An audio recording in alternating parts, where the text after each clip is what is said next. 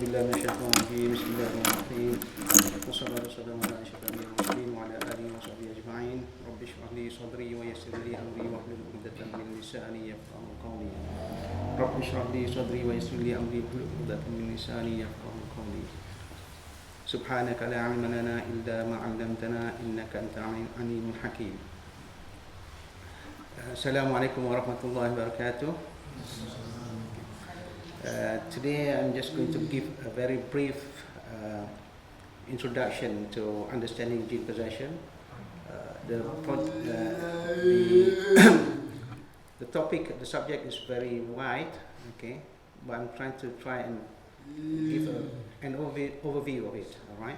So it might be a bit fast, but inshallah, okay, if you have any question, then obviously we can have the question later and the question and answers, okay?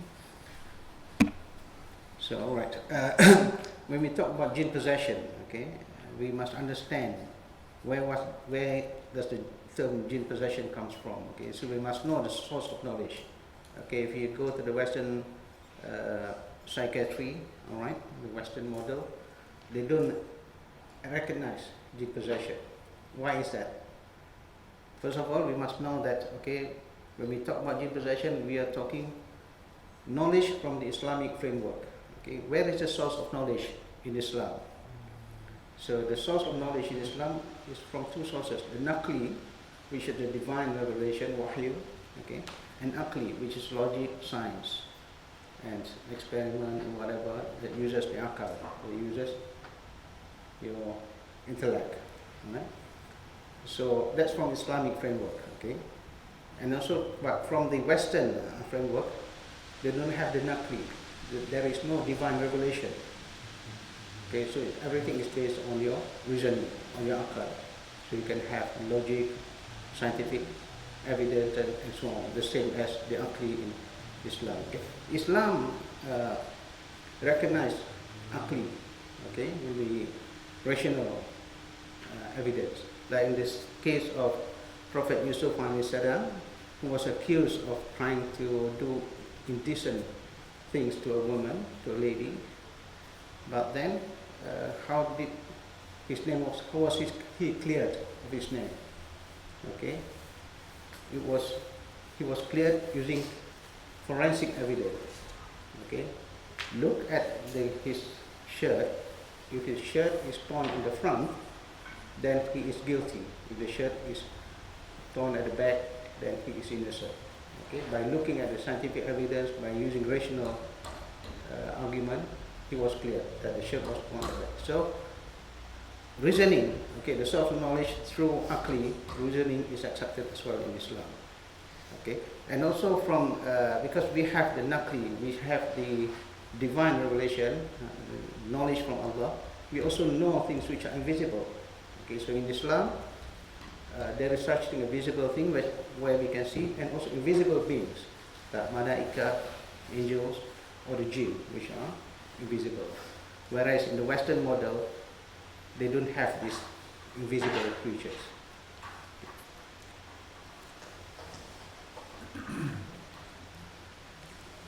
Bismillahirrahmanirrahim.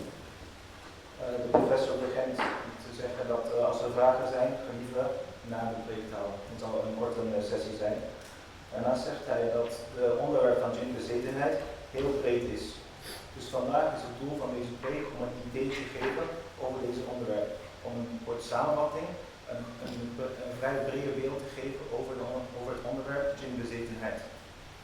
Ten eerste om te kijken, als we het hebben over jinn-bezetenheid, wat is de oorsprong van deze kennis? Hoe halen wij de kennis hierover uit? Als we kijken in de westerse psychologen, die erkennen geen jinn-bezetenheid. Dus wat is dan de bron voor ons moslims? Wij kijken naar twee bronnen. We hebben de naqli, oftewel de goddelijke openbaringen, en de aqli, of de verstandelijke redenering, de verstandelijke argumentatie. Terwijl in de westerse wetenschappen is er geen sprake van naqli, want ze geloven niet in de goddelijke openbaring.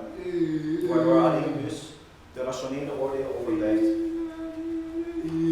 Verder zegt de professor dat islam erkent ook de rationele oordeel. En hij gaf het voorbeeld van profeet Yusuf dat hij vrijgesproken werd door een rationele oordeel.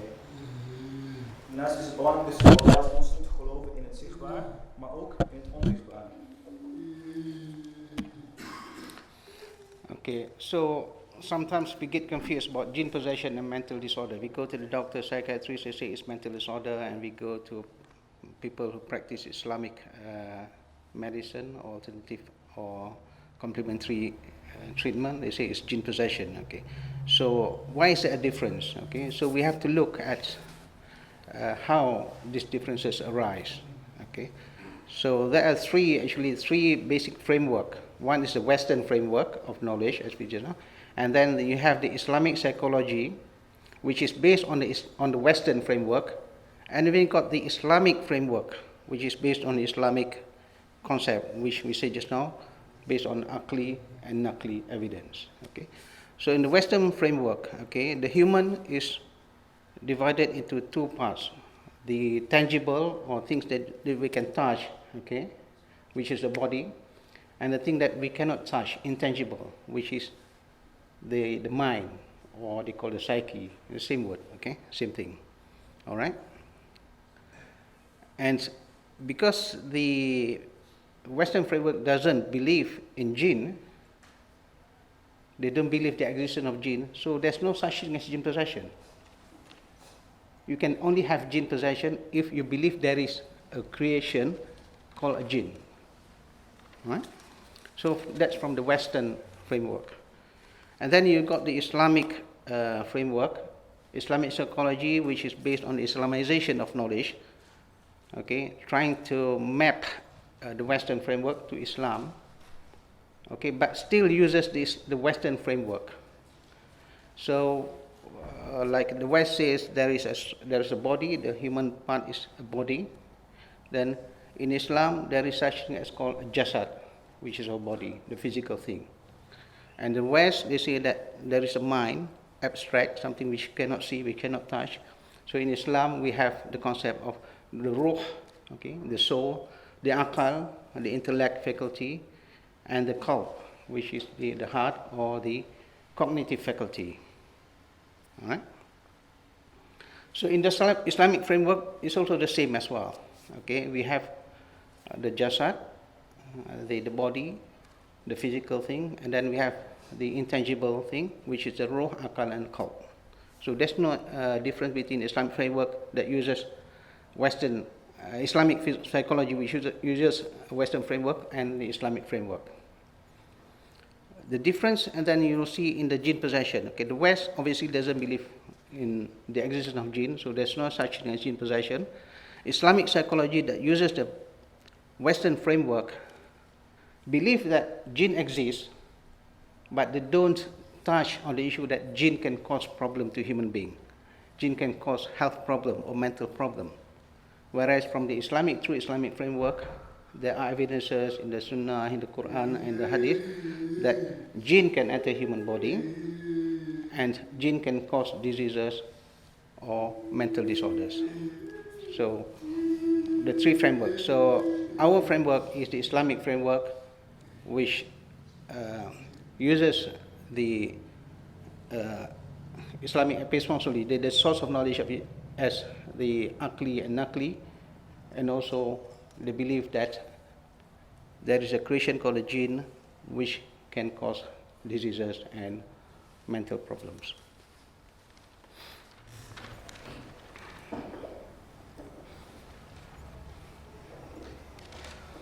De professor heeft het gehad over de drie soorten perspectieven hoe we djinbezetenheid of djinns kunnen bekijken.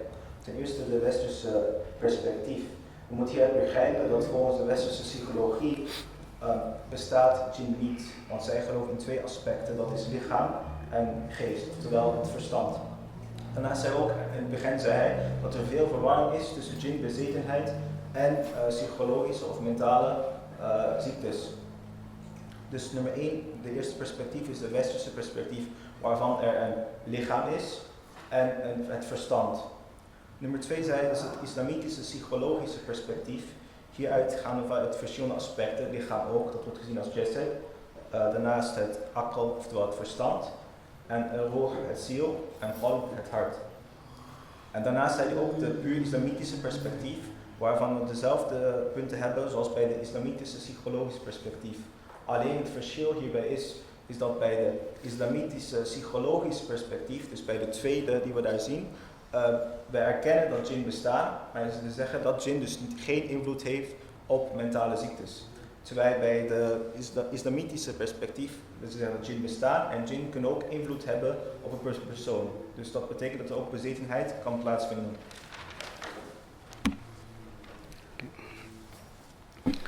Okay. There are some people, okay, even from the Islamic scholars, who say that jinn possession doesn't happen. Jinn cannot enter human body based on opinions of previous scholars as well. Okay, but as knowledge advances, okay, and through aqli evidence, the case of jinn possession is a reality. Okay, if you want to know about the jinn possession, whether it's a myth or reality, we have already produced a video. You can look at it at our website, www.pisang.uk, and it's about 2-hour video which we discussed on jinn possession, whether it's a myth or reality. Okay, if you look at the photo on the right, okay, we use the ruqyah, which is an incantation, is a recitation of Quran on somebody who has got a mental disorder. In this case, is somebody who has got schizophrenia. Before ruqyah, we read on it, and after ruqyah, we measure the temperature using a special camera called a thermal imaging camera or infrared camera. And what we see is that the body of the person become hot. So it really shows that, okay, that the jinn is inside the body rather than outside. If the jinn outside the body, the person will not get hot after ruqyah, after recitation of some Quranic verses.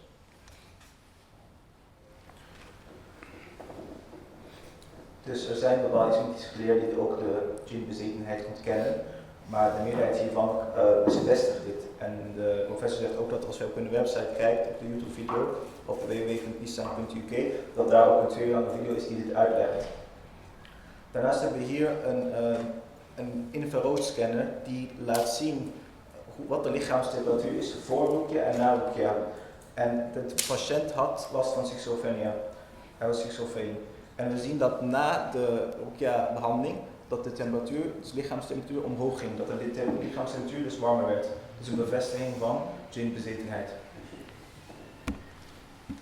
Okay. So, what's the cause of jinn possession? Okay, there are many causes. Okay, not just one cause. A lot of people say that, okay, when we talk about jinn possession, we only talk about sihr. Okay, but sihr is just only one of the causes of jinn possession. Here we have classified into 9 causes of jinn possession, why the jinn enters the human body. The first, I think, a very popular thing is sihr or sorcery, okay? Black magic, whatever you want to call it. All right? And the second is susuk, which is common in Southeast Asia. Okay, the use of charm needles that is inserted in the human body to attract the opposite sex. All right. So if you look at the photo on the right, okay, there's an X-ray of a lady with a lot of needles in the face. Okay, and these are inserted by magicians. Okay, to produce an effect that somebody will like her. And the third is revenge. All right.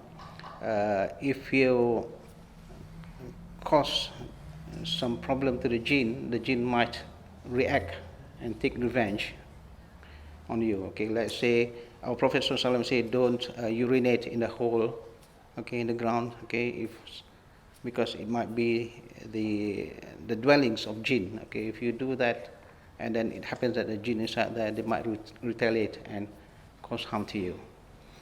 The fourth is evil or malicious intention. Okay, so jinn are just like human. They behave like human. Okay, sometimes they're just naughty. They did not know that it's prohibited for them to enter the human body, so they might just enter it for fun. It's just like human. They might see a house and just enter it for fun.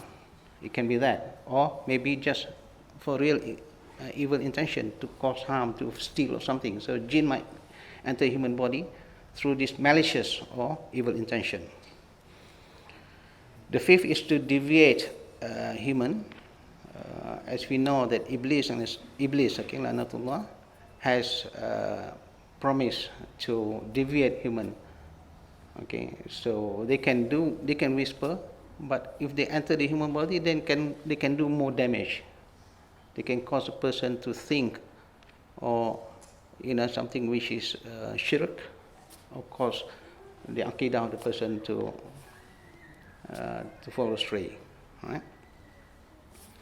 And this number 6 is inviting jinn. Okay, there are things like people using Ouija board, okay, where they call jinns.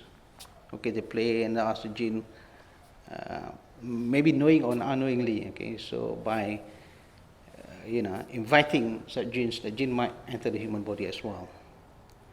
Number 6 is some martial arts. Some martial arts, not all. Okay, some martial arts use jinn to produce strength, so that they have the strength better than any human physically. Okay, so you can take a machete and try to hit them. It has got no effect or whatever. Okay, so only some martial arts use jinns, and martial art is normally an Eastern tradition. Okay, Eastern practice. So in the Arab world, they don't have martial arts. Even in the Pakistani area, okay, they don't have martial arts. Okay, martial arts, Southeast Asia, Korea, China, on the Eastern areas, martial art is very common. And number 8 is jinn falling in love with human. Okay, so female jinn might be attracted to a male person, and the opposite can also happen. Okay, so they have emotions. Okay, and this is something which is a possibility as well. Okay, because in fiqh there are rulings. Okay, what's the ruling for marrying a jinn? Okay, so if it cannot happen, then there will be no ruling. Our scholars will not have discussed it. Okay, because there is a possibility that the jinn can love human. Okay, so there are hukum. Okay, there are rulings on marrying jinns. Okay, so the jinn might get into the person and fall in love with the person and try to stop the person from marrying other person. And number 9 is hereditary jinn. Hereditary jinn is quite common in South Asia. Okay, because maybe before pre-Islamic times, okay, there were contracts with jinns among humans to protect a certain person, protect the person from exploring the forest, whatever, opening new areas in the forest, or maybe for other reasons like for medicine, okay, for treating people and so on. Okay, so when there is a contract between human and jinn, okay, the jinn might honor that contract. Okay, but the life of jinn is far longer than the life of human. So when the human dies, the jinn might think that, okay, the contract is still valid, so what to do? Okay, so they might enter the descendant of the person because they want to honor the contract.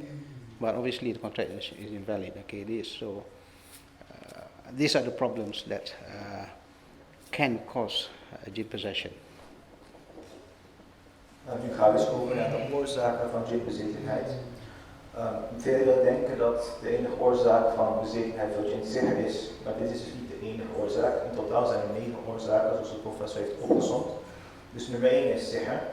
Nummer 2 is, ik zou zeggen, een voodoo-pop, oftewel een voodoo-pop waar naalden worden gezet. Dus het gebruik van naalden, waarmee dus de patiënt pijn voelt. En we zien hier dus op die foto daaronder rechts, die x-ray showing susuk, charm needles and face, dat dus naalden worden gebruikt, zodat de slachtoffer dus een bepaalde liefdegevoel krijgt of verliefd wordt op iemand, op een persoon. Nummer 3 is wraak, dus een jinn kan ook wraak nemen op een persoon. Een persoon kan iets gedaan hebben, bewust of onbewust, waardoor de jinn wraak zoekt of wraak wil tegenover die persoon.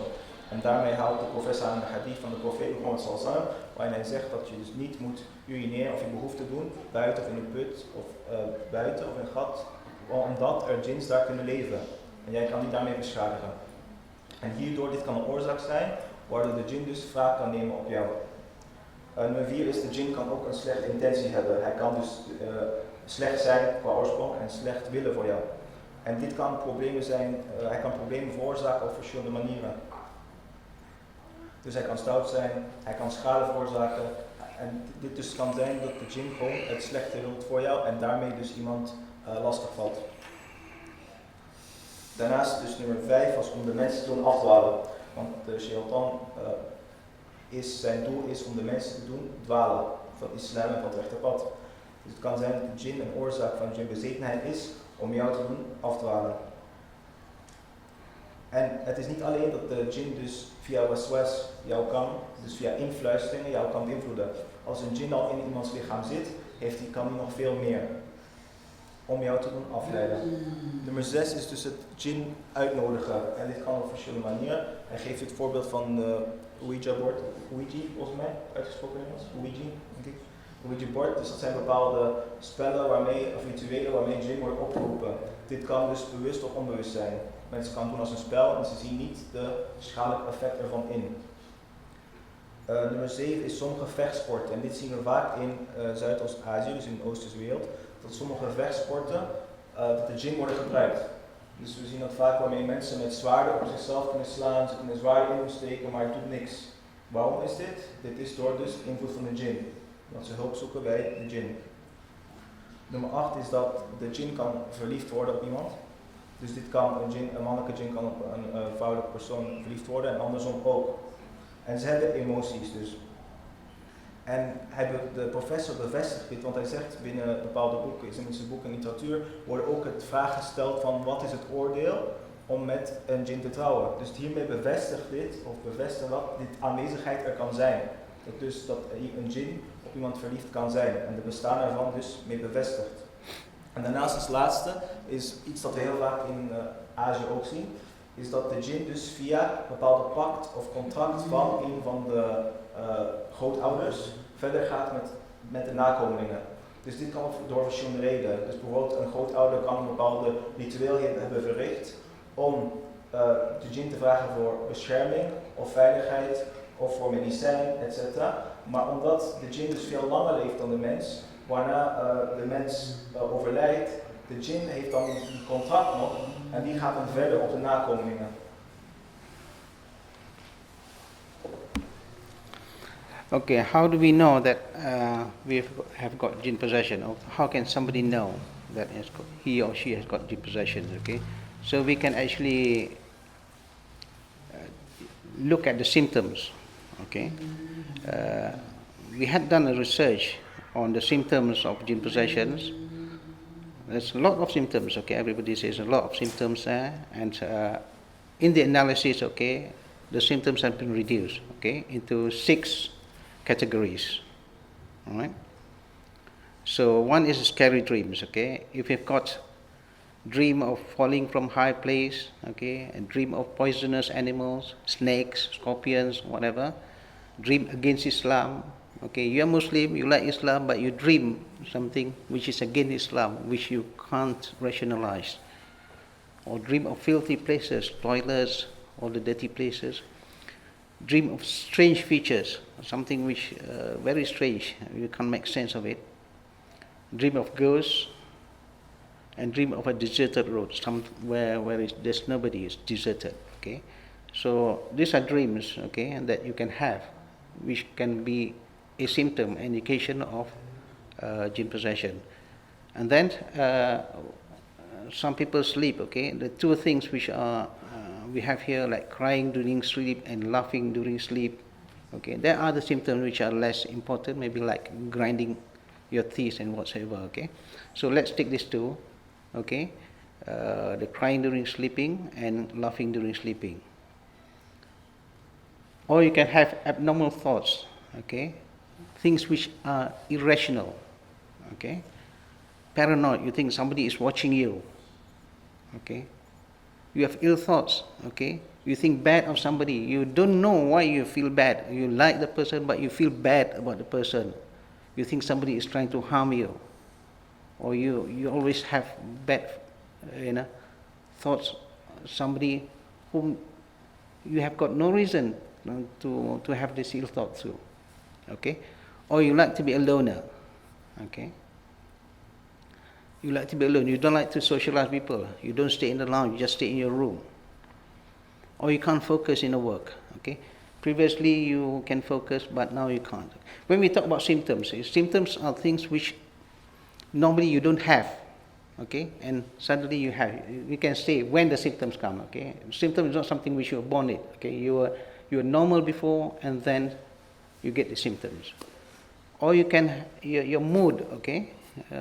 Your mood can be low, okay? You can have extreme tiredness. You eat healthy food, you do everything, but you do not know why you have this extreme tiredness or aversion from remembering Allah. You pray before, and suddenly you just don't bother to pray. You don't make sense why is this thing happening to you. You can't pray. You don't want to pray. All right. You become lazy. All right. Before you were not lazy, and suddenly you get the symptom of laziness. Before you can think, you can remember a lot of things, and suddenly now you can't remember things, and there's no explanation for this. Okay? Or you can have hallucinations, okay? Seeing things, okay? When you say seeing things, you see things which other people don't see. All right? You see vision of something, nobody else see it. Okay? People think you're crazy. Okay? Or you hear voices. All right? You hear voices, somebody talking to you, but there's nobody around. All right? And another factor is the faith delusion. Okay? You have doubt about Islam. Okay? You love Islam, you understand Islam, you want to be Muslim, but there is doubt. Something is feeding your mind. Keep on telling you something to doubt about Islam. And you do not know where it comes from. And strong attachment to non-Islamic elements. Let's say if you're Muslim, suddenly you love a cross, a Christian cross or whatever, or a Buddhist statue or whatever, and you can't make sense of where this sort of thought comes from. And loss of meaning of life. Okay, you do not know what to do. You do not know what's the purpose of life. You do not know the meaning of life anymore. You're just lost in this world. Or you feel suicidal. Okay, when you feel suicidal, you know that suicide is haram. Okay, but something is keeping telling you that kill yourself, jump out of the window. Okay, and you can't rationalize. Okay, so these symptoms are things which you cannot rationalize. You cannot provide an answer. Okay, you are industrious, but you become lazy, and you do not know why. All right, so these are the symptoms. Okay, so if you have got just one symptom, don't worry about it. Okay, if you've got two symptoms, still probably don't worry about it. All right, but if you've got three symptoms, it's very likely that the three symptoms is from two categories at least. And if you get from two categories, then you have to be, on the precaution side. Okay, do something about it. Okay, with three symptoms, it's an indication that there might be or there might not be. If you have four symptoms or more, it's likely that you will have it will fall into at least two categories. All right, and then I think this is a serious problem. Don't ignore the symptoms. Okay, seek help. Do something about it. Four or more symptoms, definitely. Okay, you have to seek treatment. Find out why you're having all the symptoms and whether there is an element of jinn possession within you or not. De professor gaat verder met de symptomen van zinbezetenheid. Hij zegt er zijn onderzoeken gedaan waar heel veel symptomen zijn, maar hij beperkt zich tot 6 categorieën.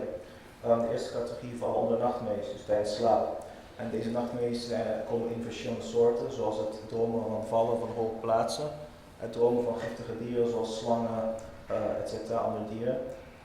dromen van iets dat tegen islam ingaat. Dus je bent iemand die van islam houdt, maar je droomt van dingen die heel anti-islam zijn. Ook bepaalde rare eigenschappen, ook je droomt over geesten en je ook droomt op afgelegen plaatsen te zijn, zoals op een afgelegen weg. Andere symptomen van bezindheid tijdens de slaap is bijvoorbeeld dat je veel lacht of huilt tijdens de slaap. Daarnaast zijn andere symptomen van djinbezetenheid paranoia. Dus je hebt slechte gedachten over anderen, maar je weet niet waar die gedachten vandaan komen. Dus je hebt een bepaalde haat of je hebt een bepaalde slechte gedachte over iemand, maar je kan de oorsprong ervan niet vinden. Daarnaast je houdt van alleen te zijn. Dus je houdt van dat je jezelf isoleert. Je houdt van alleen zijn, je blijft in je kamer, je wilt niet socializen met andere mensen, dus je wilt niet bij andere mensen zijn. Je isoleert jezelf. Daarnaast moeten we weten dat symptomen zijn dus zaken die je niet hebt wanneer je geboren bent. Dus die komen later, op een bepaalde fase. Dus iets dat je niet hebt en dan heb je het. Dus daarmee wil je zeggen bijvoorbeeld je bent gezond of je voelt je goed en opeens uit de niks zonder enige reden voel je altijd vermoeid. Je voelt je altijd extreem vermoeid. Dit is ook een teken van djinbezetenheid. Daarnaast ook met ibadah. Je houdt je gebeden, je hebt altijd je gebeden altijd gedaan. Je bent daar heel standvastig in. Op een gegeven moment laat je het helemaal los. Je kan het niet meer doen, je doet het niet meer. Maar je kan de oorzaak hiervan niet vinden. Je weet niet waarom. Je wilt het graag, maar het lukt niet. Ook verder actief. Je bent iemand die heel actief is. Heel je leven sinds dat klein ben je actief. Maar op een gegeven moment in je leven ben je heel lui. Je wordt heel lui, je kan niks meer. En je vraagt je af, hoe komt dit? Wat is de reden hiervoor? En je kan geen andere reden voor vinden, dan is dit hoogstwaarschijnlijk een teken van bezetenheid, djinbezetenheid. Daarnaast ook hallucinaties. Dus je ziet bepaalde dingen die er niet zijn. Je hoort stemmen die er niet zijn. En als je hallucinatie hebt, mensen denken natuurlijk dat je gek bent, want je ziet dingen die er niet zijn. Maar dit kan dus een teken zijn van djinbezetenheid. Daarnaast ook veel twijfels. Dus iemand heeft veel twijfels en veel slechte gedachten.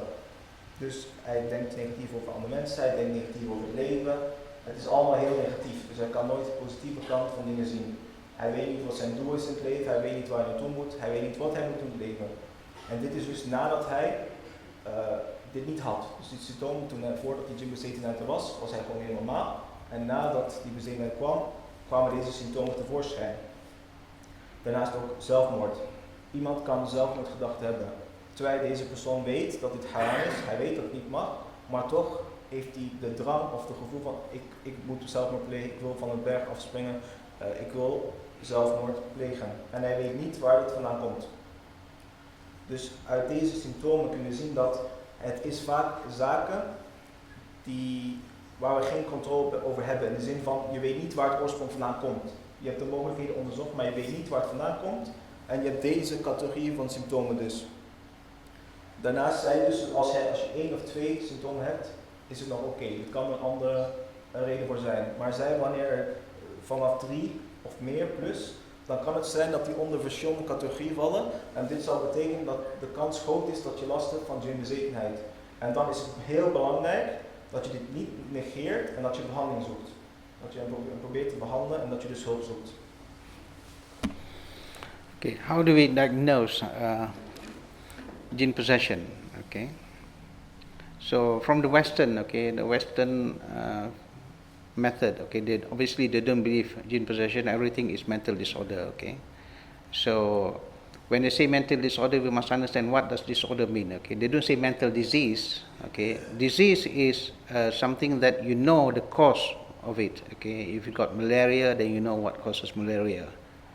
Okay, but when you say a disorder like mental disorder, you do not know the actual cause of the disorder. You can see some patterns.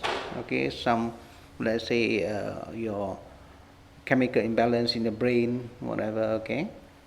Okay, so they can see some patterns. Okay, but it's not the cause. It's just a pattern. That's what's called correlation. Okay. So mental disorder they can diagnose using symptoms. Okay, so the same thing as jinn possession also, we can also diagnose using symptoms like how we discussed just now. Okay, so jinn possession can cause mental disorder, right? Because some mental disorders have a jinn possession element inside it. Okay, so the jinn will cause problems to your mind and then you react differently. Okay. But we can also diagnose jinn possession using what we call ruqyah. Ruqyah, the term ruqyah means incantation, okay? But it must be incantation or ruqyah which is compliant to Sharia. Sharia compliant. You have the Quran, dua, salawat, adhan, anything that does not contradict the Sharia, then it's allowable. Okay, the aim of ruqyah is, one is for diagnosis and second is for treatment. And it must be compliant to Sharia. Okay. And also you can actually diagnose, okay, using narrative. Narrative is story. Okay, you ask the person, okay, what happened, and then you can probably figure out, okay, that something has gone wrong in their life, and there's a possibility that the jinn has entered the body during that time, and since then the personality of the person changes. Okay. Dus nu gaan we over naar diagnose. Wat we moeten weten is dat de westerse visie ervan is dat djinn-bezetenheid dus niet bestaat, zoals we eerder hebben gezegd. Waardoor zij dit dus zien als een mentale afwijking. Wat wel belangrijk is, ze zien het niet als een mentale ziekte. Waarom? Bij een mentale ziekte is de oorzaak duidelijk. Terwijl bij een mentale afwijking kun je de oorzaak niet vinden. Je ziet wel bepaalde patronen, maar de oorspronkelijke oorzaak weet je niet. En daar gaan ze dus toch bepaalde symptomen, dat dus verschillen met de symptomen die we hebben besproken. En dan, als we kijken naar djinn-bezetenheid, djinn-bezetenheid kan dus een mentale afwijking veroorzaken. We kunnen dit diagnosticeren door ruqyah. Ruqyah is door het smeekbeden verricht of door bepaalde invocaties. Maar wat belangrijk is dat deze smeekbeden dus niet tegen de sharia gaan. Deze smeekbeden kunnen Koran zijn, kunnen dua zijn of kunnen salawat en nabi, dus kunnen ook lofprijzingen over onze geliefde profeet Mohammed, vrede zij met hem, zijn. Daarnaast is dus de ruqyah is bedoeld voor twee zaken. Nummer 1, diagnose en nummer 2, behandelingen. Een andere manier om iemand een diagnose te doen bij iemand is door een narratief of een bepaald verhaal te vertellen. Dus je laat die patiënt een verhaal vertellen en daarmee ga je dus kijken van oké, wat zijn specifieke indicaties of redenen waarmee hij in contact of waarmee de jinn dus hem heeft bezeten. Okay, when we do ruqyah, okay, then the people will react to the ruqyah. You read Quran, certain verses of the Quran, which is a ruqyah, okay, and you can have many reactions, one or more reactions, okay, if the person has got problem with jinn, if there is jinn inside the body. So here I just list 27, okay, the red ones are the more important ones, okay, and the rest are less important, okay. So if something which is in red, you get reaction in red, you have got to pay attention that there's a very high possibility that there is jinn possession involved. Okay, first is vomiting, okay. Second is screaming for no reason, okay. The eyes rolling, the eyes just rolls up and you can only see the white of the eyes. Or the person feel burning hot. The room, everybody else doesn't feel hot, but as the ruqyah and the Quran is read, it becomes very hot. You don't understand why you feel that hot. Okay, and then the person might swear using abusive language with no intention of using the abusive language, but it just come out. Okay, or heavy breathing, suddenly it's like panicking. Okay, the breathing, you can hear the heavy breathing and for no reason.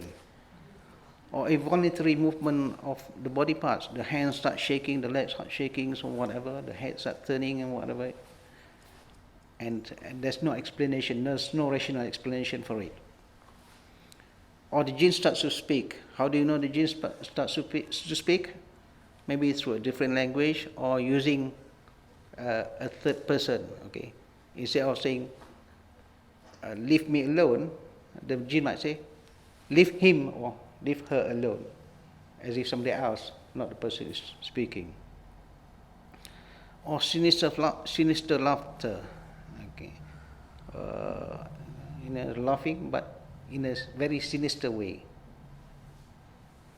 Or strong pulse in the stomach. All right, it's like a second heartbeat in the stomach.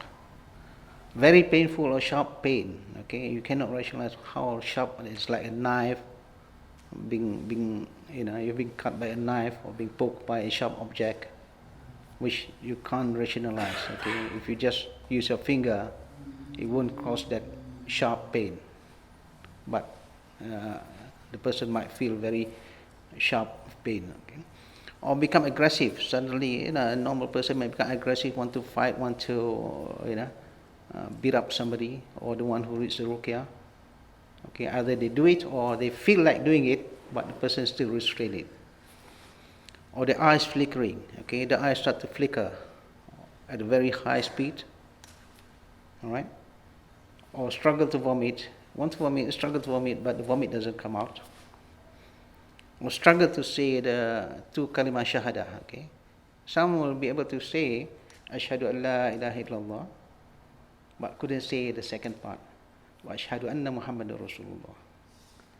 Okay, like Iblis believe that Allah is God, but the second part will be difficult for him to say. All right. Or the person might faint, suddenly collapse, no reason. Okay, and then the last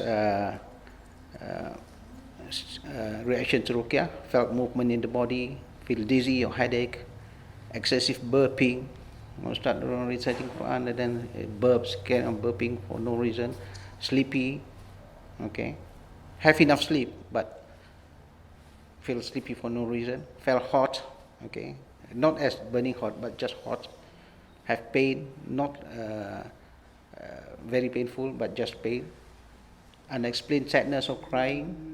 Okay, you do not know why, just cried, and then why did you cry? I don't know. Okay, sort of thing.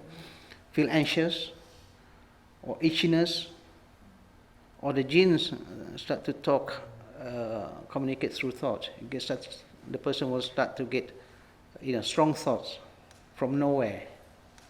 Okay, when you say strong thought, it comes from nowhere. You do not know why the thought suddenly comes. Or excessive yawning. Okay, but pay attention to the first 16, the one in red, which is a more definitive reaction to ruqyah.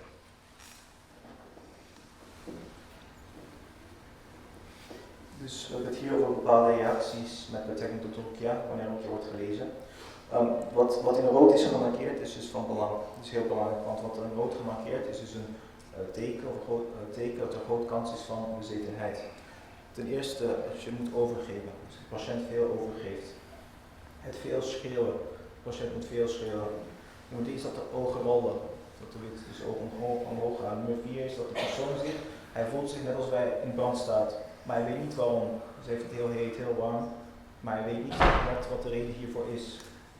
De persoon kan opeens beginnen schelden, of het gevoel hebben van hij wil schelden, maar hij weet ook niet waarom. Dus het komt onnatuurlijk, het komt niet vrijwillig dat hij begint te schelden. Hevige ademing, dus de patiënt is op zich heel hevig ademt. Onvrijwillige beweging van lichaam, dus opeens dat hij bepaalde bewegingen maakt, zonder dat hij daar controle over heeft. Dus dat de Jinn dus praat door die persoon. En hoe weet je dat de Jinn praat door die persoon? Dit kan omdat het door in een andere taal wordt gedaan, of dat het in derde persoon wordt gezegd. Dus in plaats van laat mij met rust, laat haar met rust. Dat de patiënt ook zich bewusteloos kan worden. Dus hij kan bewusteloos worden. Hij kan heel erg lachen, maar lachen in een heel slechte manier. Dus niet een normaal lachen, maar een heel slechte lach. Ik zou misschien kunnen vergelijken met een jokerlach, als ik het zo mag zeggen. Zo'n heel eng of een vieze lach. Sinister laugh. Nummer 10 is dat de ogen beginnen, en hier flikkeren. Iemand? Ja, in Nederlands, flikkering. Iemand? Is dat ogen beginnen te? Ja? Knippen, ja. Ja. En nummer 14 was dus dat die persoon die heeft het gevoel dat hij moet overgeven, maar het lukt niet. Dus hij heeft moeite met het overgeven. Hij heeft ook moeite met het zeggen van de shahada. Dus het kan zijn dat het eerste deel dat hij het wel kan zeggen, maar het tweede deel niet.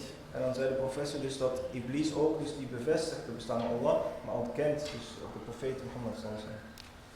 Dus die persoon, de patiënt kan ook heel veel moeite hebben met het zeggen van het shahada, dat hij bewusteloos raakt. En daarna zie je dus vanaf 17 tot 27, dit zijn andere symptomen. Dit zijn symptomen die dus ook kunnen aanwezig zijn, maar zijn niet heel belangrijk of extreem belangrijk zoals wat in rood gemarkeerd is.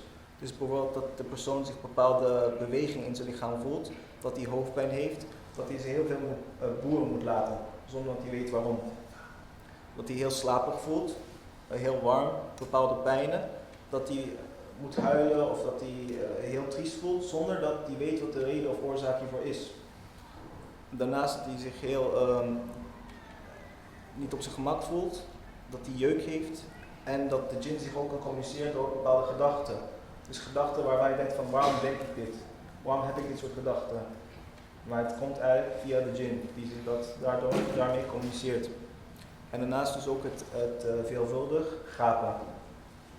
Dus het is belangrijk dat we aandacht schenken aan de eerste 16 symptomen. Als je hiervan heel veel hebt tijdens het lezen van Ruqya, als je een paar hebt, dat kan een teken zijn dat er djinbezetenheid is.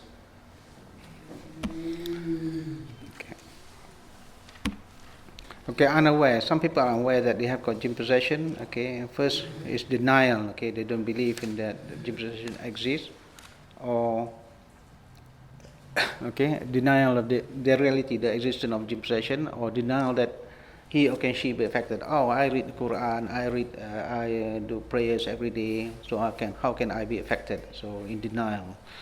Okay, or be unaware of the changing personality. Okay, so somebody, okay, let's say for example a convert to Islam. Okay, in the past, okay, obviously he or she has got jinn possession, and then we become a Muslim, and then suddenly they realize that things are more difficult. Okay, to practice Islam, things start to change, personality change. All right.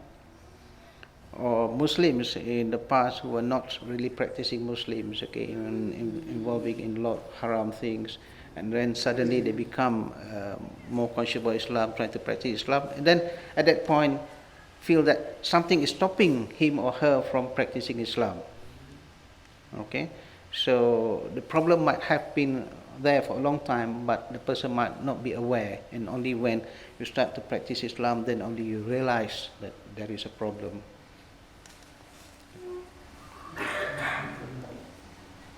Dus het kan ook zijn dat sommige mensen zich niet bewust van zijn dat ze bezeten zijn door djinn, of dat ze invloed hebben van een djinn. Dus nummer 1 kan het zijn dat de persoon het idee verwerpt, of het idee van djinn-bezetenheid verwerpt, in zijn algemeen, in zijn totaliteit. Dus dat hij zegt van nee, dat kan niet, djinn-bezetenheid bestaat niet. Of bij nummer 2 dat die persoon het verwerpt, het idee dat hij of zij beïnvloed is door djinn-bezetenheid. Dat hij zegt van ja, ik lees de Koran, ik ben toch bezig met ibadah, dus dat kan niet dat ik djinn-bezetenheid heb. Nummer 3 is dat een persoon bepaalde karaktereigenschappen heeft van vroeger en dat hij niet bewust is dat dit eigenlijk door djinn-bezetenheid kwam. De professor gaf een voorbeeld van een bekering, dus die bepaalde haramzaken verrichtte voordat hij was bekeerd. En nadat hij bekeerd heeft hij heel veel problemen of moeite om dit los te laten. Dit kan ook zijn dat de karaktereigenschappen dus al waren door de djinn-bezetenheid. Of dat die bepaalde daden eigenlijk beïnvloed werden door djinn-bezetenheid, maar dat die persoon niet op de hoogte hiervan was.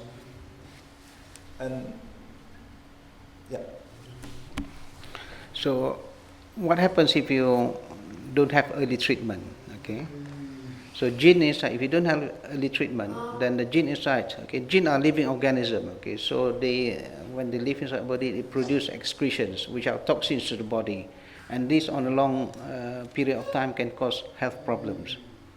Or the jinn can be very comfortable inside the human body, that it becomes more stubborn to get out. Okay, or the jinn might become psychologically attached to the person. Oh, I like this person very much, so it might be very difficult for jinn to go out because of this strong attachment.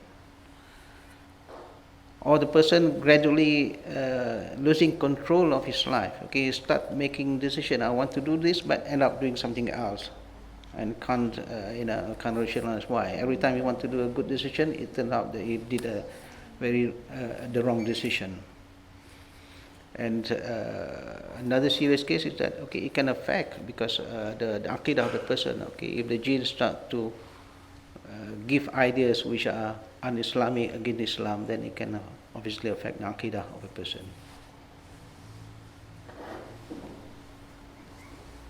Dus dit is de invloed van het uitstellen van behandeling of het te laat behandelen dat de persoon kan hebben. Jinn zijn dus levende organismen die bepaalde toxins, dus giftige stoffen kunnen produceren die effect of invloed hebben op het lichaam. Dus die een negatief effect kunnen hebben op het lichaam. Dus die kunnen bepaalde ziektes veroorzaken, oftewel ook bepaalde afwijkingen bij organen. Daarnaast is het ook dat de djinn kan genot hebben in het menselijk lichaam, waardoor hij dus niet hieruit weg wil gaan. Dus hij wordt koppig. Daarna, de djinn kan ook bepaalde psychologische verbintenis hebben met de persoon, waardoor hij ook niet wil weggaan. Een persoon kan zich op zijn grip van het leven kan die verliezen. Dus controle over leven begint hij langzaam te verliezen door het foute beslissing te maken. Dus door het ruqya niet te verrichten op het uitstellen van ruqya. En daarnaast kan ook de djinn dus ook effect hebben op een aqida van een persoon, door die bepaalde influisteringen en andere invloeden dat hij heeft. Waardoor een persoon in zijn aqida of in zijn geloofsleer kan afwijken. Okay, so what's going on when you have jinn possession? What's going on? Okay, you know, jinn is just a human. Okay, so but physically it's different. So it can transform itself and go into the human body. Okay, transformation is not something which is strange. Okay, like we have H2O. Okay, which is water. Okay, so we got water vapor, which is gas. We got liquid water. We got ice, which is solid H2O. Okay, so it can transform. So jinn has the ability to transform from one state to another. So it can transform into human body. So when jinn is just like human, okay, it is mukallaf. It has got a mind, so it can think, and it will be, whatever it does, okay, it will be accountable. So when the jinn enters human body, then inside your body there will be two minds. One is your mind, and the other is the jinn's mind. Okay, the body is one, but the minds are two. So you will have conflict. Okay, in the West they don't believe about the jinn, so they think every conflict that you have is within you, within your mind. You think wrongly, and that's why you have conflict in your mind. But with the jinn possession, okay, there's another mind telling you to do something else, and your mind is listening to that, so you will have conflict. If there are more jinns, then you have more jinns in there, more minds in your body. And sometimes you have more jinns, then some jinns will be conflicting with the others. Okay, so because it is in your body, all right, our body is just a vehicle. You must understand that our body is just a vehicle. Our ruh was created a long time, at the beginning of time, all right, and our ruh, our soul, entered the human body in the mother's womb, and the ruh will carry on, will exit from the body at the time of death. Okay, the body is just a vehicle for existence on the earth. Okay, for our soul, for our akal, okay, which develops during that time. So the jinn can enter this vehicle, which is our body. Just like you got a car, you are the driver of a car, and then a carjacker can come in and overpower you. You want to turn right, the carjacker makes you turn left. So same thing as a jinn, okay? When it enters human body, it can influence your central nervous system. It can make you do things which you do not want to do. Okay, so there is a struggle between the jinn's mind and your mind. Okay, if the jinn's mind is stronger than your mind, then the jinn will be able to control your central nervous system, will be able to control your movement, will be able to control your body. You lose control. Okay. But if your mind is strong, you can stop it. You can try to stop it. Okay. So it is very important to know that, this conflict between your mind and jinn's mind. So in any treatment, okay, is either you get rid of the other mind, the jinn's mind, or you weaken the jinn's mind, so that you have control of your body again. You gain control back, and as time goes on, you can recover from jinn possession by being strong. So jinn possession is not just by taking it out; it's also by making you strong, so that you can fight it. You know that there's enemy within you. It's a mind, the battle of minds within yourself. Battle between your mind and the jinn's mind. And this is very important for those, we want to talk about treatment of depossession, because how to make yourself strong. It's not just to how to get rid of the jinn, but how to make yourself strong so that you can recover quicker.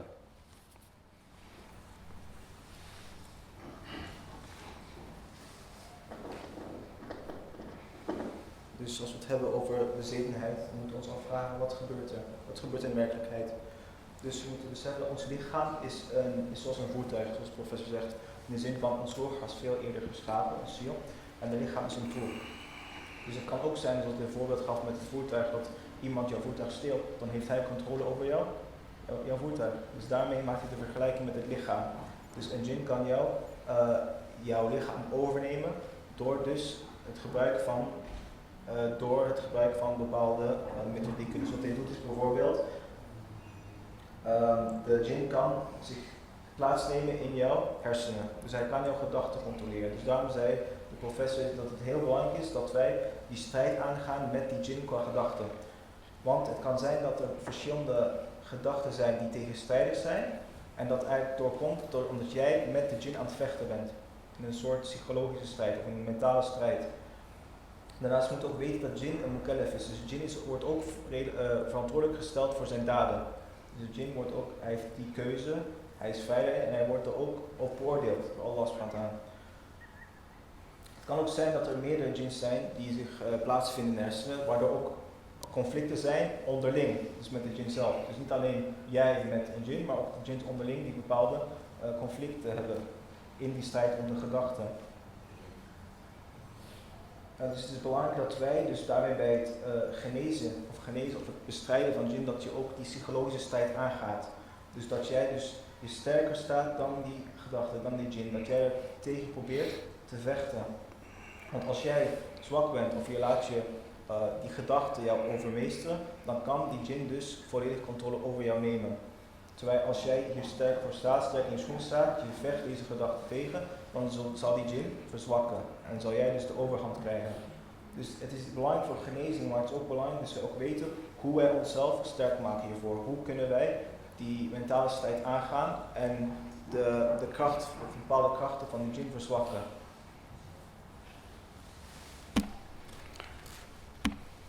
Okay, how do you approach treatment of jinn possession? Okay, so look again at the Western approach, the Western framework, the Islamic psychology based on the Western framework and the Islamic framework. Okay, so number one, okay, the treatment of physical body. Everything, all the three framework is the same. That if it causes physical damage to your body, then you have to have treatment for that, either through dieting or through maybe drugs if necessary, because it's a physical problem that you have to repair that. Okay, and secondly, the second and third. Okay, second is about the psychological impact. Okay, so there can be social, environmental problem. Okay, relationship problem. Okay, with the spouses or with family members. This can also be sorted out, and all the three framework addresses that. And then you have the psychological intervention. Okay, from the Western framework, okay, they only recognize the mind as the abstract. Okay, so everything is about making you think positive, correcting the faulty thinking. Okay, so that you can function back. There is such thing as also the spiritual in the Western, but there is no framework for spiritual, so they will let anybody use any spiritual framework because the West doesn't have a definite or a definitive spiritual platform, so you can use any religion or use whatever spiritual thing. Okay, from the Islamic psychology based on the Western framework, okay, obviously they will use, when you call about spiritual, then it's based on spiritual of Islam. Islamic spiritual, how to increase how to make your akal, your mind stronger, how to make your qalb better, stronger, okay? And Islamic framework also the same thing as well. But what is missing from the other two that's only available in the Islamic framework is exorcism or try to get rid of the jinn or try to weaken the jinn. Okay, because Western framework don't believe that, so they don't believe in exorcism at all. The Islamic psychology that is based on Western framework, okay, don't recognize that jinn can cause problems, so they don't want to discuss the issue of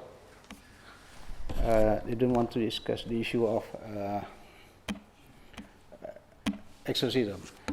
Whereas in the full Islamic framework, then you have to think about Islamic exorcism, which is weakening or expelling the jinn from the body. Can you check the? I think. You can translate. Yes.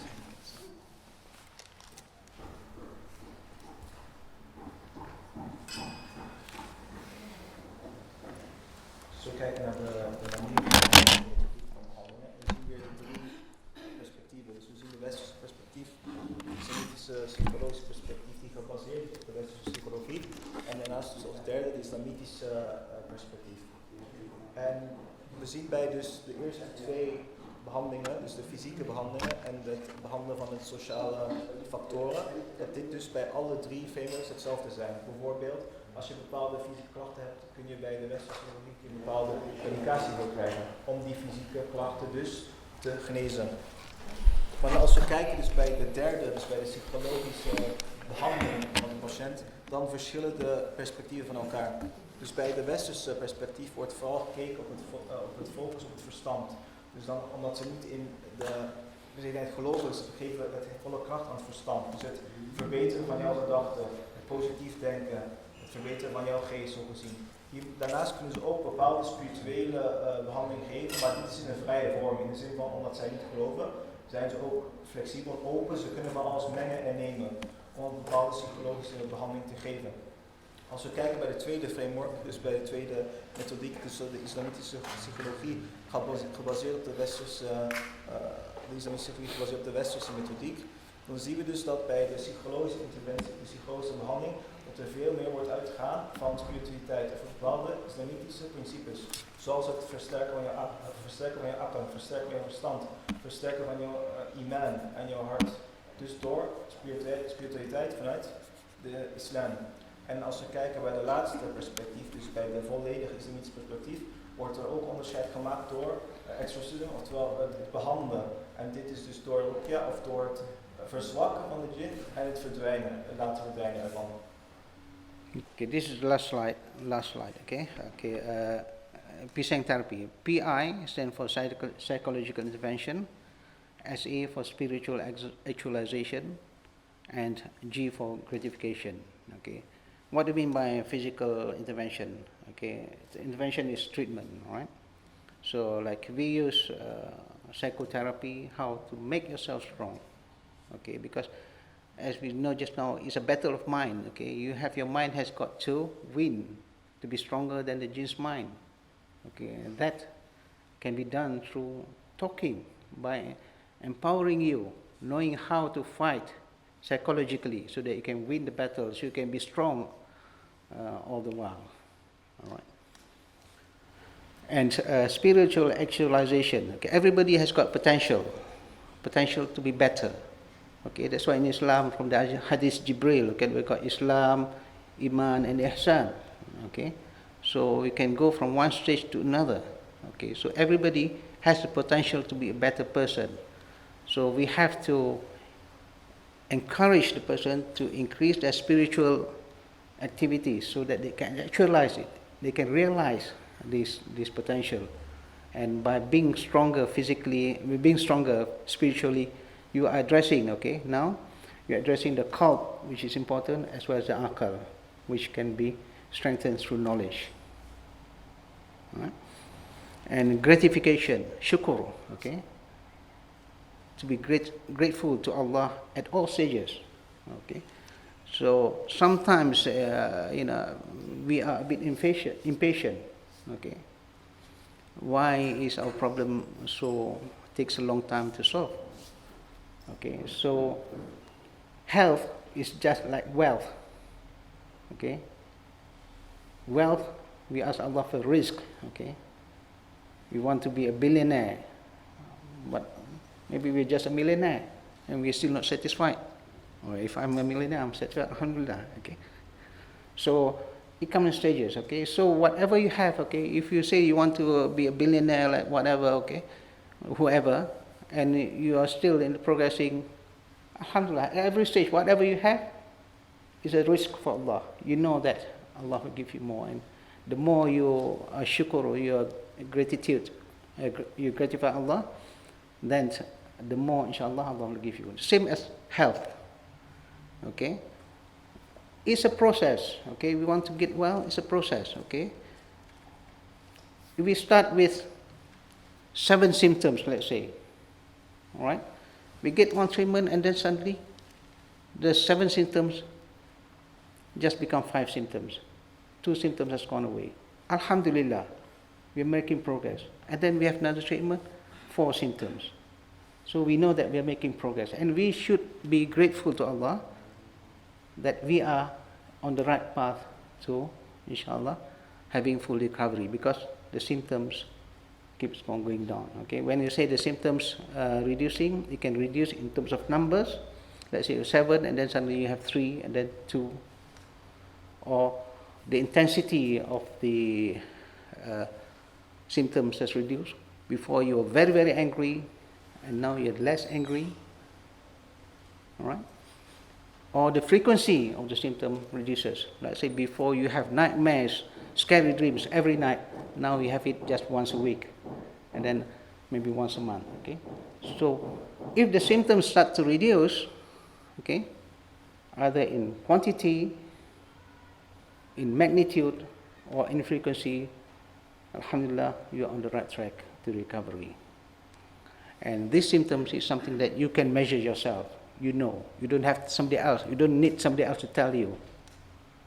Because once you know how to assess yourself, you know whether you are doing, you are seeking the right treatment, whether your treatment is working or not. And nobody can lie. I mean, you don't lie to yourself. You'll be convinced because you are assessing yourself. Okay. With that. Oké, dus we kijken naar PISANG-therapie. Psychosis de Rotterdam. staat dus voor de psychologische interventie. De SA dus door de spirituele potentie die is. Dan was het de A die staat voor N. De G is voor dankbaarheid. Dus in de eerste psychologische interventie, wat verstaan we eronder? We verstaan eronder dus de akkel, dus het verstand versterken en het hart versterken. Door bepaalde therapieën, door jouw iman te versterken door middel van kennis, waarmee je dus de strijd met de Jinn kunt winnen. Daarnaast het spirituele potentie, dat elke persoon heeft een bepaalde spirituele potentie. En dit proberen we altijd dus te verbeteren in stappen. Dus wij proberen dus onze spiritualiteit te verbeteren door bepaalde zaken of bepaalde tekortkomingen die wij hebben in ons ibadah, etc. Dat we die gaan tackelen en dat we hiermee dus ons spirituele potentieel proberen te bereiken. Daarnaast dus dankbaarheid. Dankbaarheid is heel belangrijk, want zoals gezondheid is zoals rijkdom, zoals hij zei, in de zin van, wij willen altijd meer.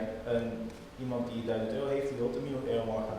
Daarmee ook moeten wij dus dankbaar zijn voor wat wij hebben. In de zin van, als jij bepaalde symptomen hebt kunnen verminderen door middel van ruqya en de behandeling, dan moet jij dankbaar zijn aan Allah subhanahu wa ta'ala dat dit al verbeterd is, dat jouw situatie verbeterd is. Vaak willen we meteen een volledige genezing, terwijl als wij al zien dat er bepaalde symptomen al verbeteren in frequentie of in kracht, dat dit al een teken is van verbetering. En hiermee moeten wij dus dankbaar zijn aan Allah subhanahu wa ta'ala dat Hij ons die tawfiq of die genezing aan het geven is. En dat wij dus op het goede weg zijn.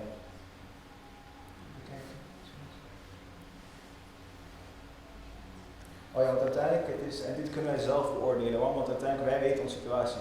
Dus je gaat niet tegen jezelf liegen. Je kent zelf je situatie, je weet welke symptomen je hebt. En als je ziet dat er bepaalde verbeteringen zijn, dat je dus dankbaar bent aan Allah subhanahu wa ta'ala. Just again.